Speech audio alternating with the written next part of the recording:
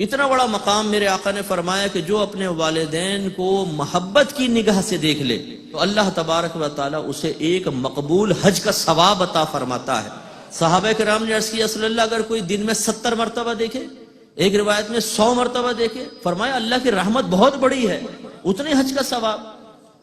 اس سے ذرا وہ نوجوان درس حاصل کریں کہ سرکار تو محبت کی نظر کی تلقین کرے، اور ہم گھورتے ہوئے بگڑے ہوئے چہروں کے ساتھ ماں باپ کی آنکھوں میں آنکھیں ڈال کر ان کو دیکھتے ہیں، جس سے ماں باپ لرز جاتے ہیں، کانپ جاتے ہیں کہ بیٹا غصے میں آ گیا ہے، بہت غصیلہ ہے، کوئی بدتمیزی نہ کر دے، ہماری عزت اتار کے ہاتھ پہ نہ رکھ دے۔ بیچارے گھبرا جاتے ہیں، ان کا خون خشک ہو جاتا ہے، ان کے دماغ کی رگیں کھنچ جاتی ہیں۔ ایسی اولاد کو سوچنا چاہیے آج اپنے ماں باپ کو اس ٹینشن میں مبتلا کر کے، اس تکلیف میں مبتلا کر کے آپ نے اپنی طاقت اور جوانی کا احساس تو دلا دیا، لیکن کل بروز قیامت کیا ہوگا؟ اسی طریقے سے ایک ہم نے یہ دیکھا ہے کہ اگر کوئی اپنی ذاتی ترقی سے اوپر چلا جاتا ہے، ماں باپ تربیت نہ کر سکے، ماں باپ اچھا نہ پڑھا سکے، ماں باپ والد صاحب کاروبار نہ کروا سکے، اور وہ لکھ پتی کروڑ پتی ہو گیا، تو پھر وہ بعض اوقات تانے دیتے ہیں، جو کچھ کیا اپنی محنت سے، آپ نے کیا کیا ہمارے لیے، آپ نے کیا کیا؟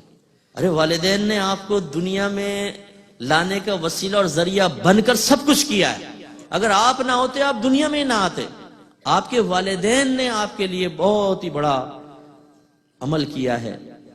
کہ والدہ 9 مہینے تک بچے کو اپنے پیٹ میں رکھتی ہے، پھر پیدائش کی صعوبتیں اور سختیاں جھیلتی ہے، تب کہیں جا کے آپ دنیا میں آئے، اور پھر آپ بستر پہ پیشاب کرتے ہیں، آپ بستر پہ گندگی کرتے ہیں، سردیوں کے دن بھی ہوں، ماں ہمیں ٹھنڈے پانی کے اندر لے کے نہیں جاتی، خود ٹھنڈے پانی میں ہاتھ ڈالتی، بچے کو صاف کرتی ہے اور اس کو رکھتی ہے۔ پھر لڑکھڑاتے قدموں سے جب چلے ہیں تو لپک لپک کے ماں نے ہی تو سنبھالا تھا، ماں نے ہی تو سہارا دیا تھا، والد صاحب تو انگلی پکڑ کے لے کے چلے تھے، اور انہیں جب پال پوس کر جوان کر دیا تو کیا یہ بڑا انعام نہیں ہے؟ کیا یہ بڑا کرم نہیں ہے؟ کہ یہ کافی نہیں تھا کہ ہم یہ کہیں کہ آپ نے ہمیں کاروبار کروایا، فلاں کے باپ نے دیکھو اس کو کاروبار کروایا، فلاں کے ابا نے سفارش کی اس کو نوکری ملی، آپ نے ہمارے لیے کیا کیا؟ جو کیا ہے میں نے اپنے بلبوتے پہ کیا۔ خدا کی قسم اپنے بلبوتے پر ظاہراً اگر آپ کو نظر بھی آ رہا ہے، اگر آپ غور کریں گے اس کے پیچھے بھی آپ کے ماں باپ کی پرخلوص دعاؤں کا سہارا ہوگا۔ اگر وہ سہارا نہ دیتے تو پھر معاملہ ایسا نہ ہوتا۔ تو لہٰذا خلاصہ کلام یہ ہے کہ ہمیں اپنے ماں باپ کی قدر کرنی چاہیے، ان کی خدمت کریں، کوشش کیجئے کہ کبھی ان کے سامنے غصے کا اظہار نہ ہو، تلخ لیجا نہ ہو، ایسے الفاظ نہ کہیں جس سے ان کے دل ٹوٹیں۔ اگر آپ وہ پاؤں دبوانا چاہتے ہیں پاؤں دبائیں، اگر ان کو علاج معالجے کی ضرورت ہے جتنا افورڈ کر سکتے ہیں ان کا علاج معالجہ کروائیں، جو شریعت کے دائرے میں رہ کر حکم دیں اس کو بجا لائیں۔ یہ خدمت کے ایک مذہب اسلام نے تصور دیا ہے، جس کو اگر میں خلاصتاً کہوں جو اللہ نے فرمایا فَلَا تَقُلْ لَهُمَا اُفٍّ وَلَا تَنْهَرْهُمَا، کہ اپنے ماں باپ کو اف مت کہو اور ان کو ڈانٹو مت۔ تو یہ علماء نے فرمایا یہاں پہ تلفظ اف مراد نہیں ہے،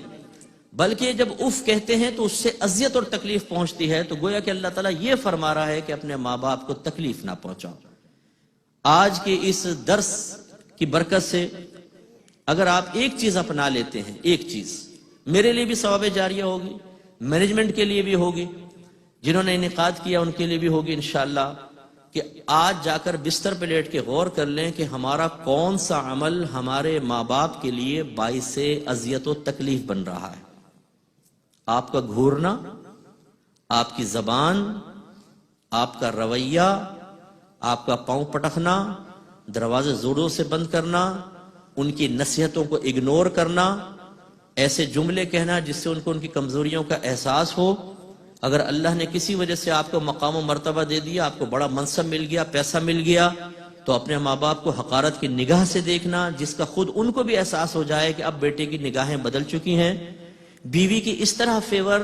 کہ اس میں ماں کی دل آزاری ہو یا باپ کے لیے تحقیر کا پہلو نکلتا ہو، کوئی ایک چیز بھی اگر آپ کو محسوس ہو تو فوراً اپنے اللہ کی بارگاہ میں رجوع کریں۔ ان گناہوں پر توبہ کا ترتیب وار طریقہ یہ ہے کہ پہلے ماں باپ کے قدموں کو پکڑ کے معافی مانگ لیں کہ مجھ سے غلطی ہو گئی، میں معافی چاہتا ہوں۔ اگر ماں باپ اس کے جواب میں آپ کو ڈانٹے ڈپٹے سن لیں، بڑے باپ کے بننے کی کوشش نہ کریں کہ نہیں میں جاؤں گا تو طنز ہوگا، میں جاؤں گا ڈانٹے ڈپٹیں گے، بھائی کون جائے ماں کے پاس، کون جائے ابا کے پاس، کوئی بات